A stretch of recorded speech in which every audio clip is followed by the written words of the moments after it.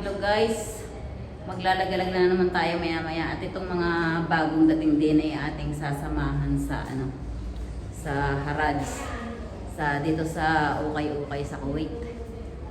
Itong dalawa dito. Tatlo pala sila. Ayan. Hello! Hi! Ready So, na ba kayo mag-ukay-ukay. Ready na ba kayo? Samahan nyo kami sa pag-ukay-ukay. Kung magkano ang mga damit dito. Yan. Dito sa Kuwait, maraming tinatapon. Yung repon nyo, tinawag mo, wow! Triple U! Viral! Guys, Meron din sa akin yan, no? ay, meron na sa atin, hindi ako nakakita ng auto. Wala ba? Madalang siguro. Pero din eh, may ibang kulay. May orange pa nga eh.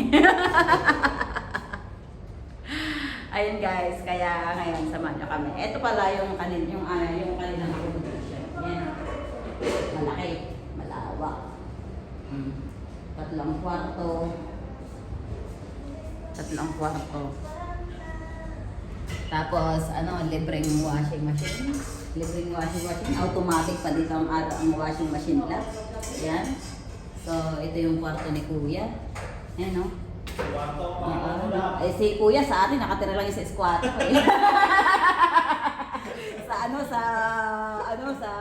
baba ng bridge. Ilalim ng tulay. Pero pagdating dito sa ilalim ng tulay, pero pagdating dito sa Kuwait, tingnan niyo kung gaano kasosyal.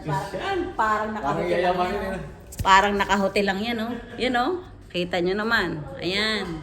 Kaya dito sa Kuwait, hindi naman lahat ng Kuwait ay masasama. Yung amo na, napakaswerte nila. That's right. Ang swerte nila kasi nakatagpo sila ng amo na napakabait. Napakabait dito. Kaya pumunta na Si kayo. Kuya, yan na nga, yan. Punta na kayo sa Kuwait. Pwede mag-apply. Pero ang maganda dyan, pag mag-a-apply kayo, yung talagang skilled kayo. Huwag na yung mga katulong, Yung katulong, lumang tugtugi na yun eh. Ayan. Kailangan bago pumunta yung mga skilled. Ito mga to, skilled to, swerte. Ayan. Maganda ang mga accommodation, malinis. At dito pa ang labas. Tingnan natin ang labas. Ayan. Nakita nyo naman, no? Marshad! How are you? Good! Ate Rose Taban! Hada accommodation.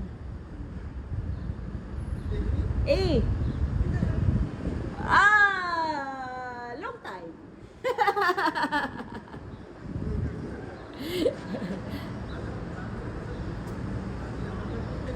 Ha?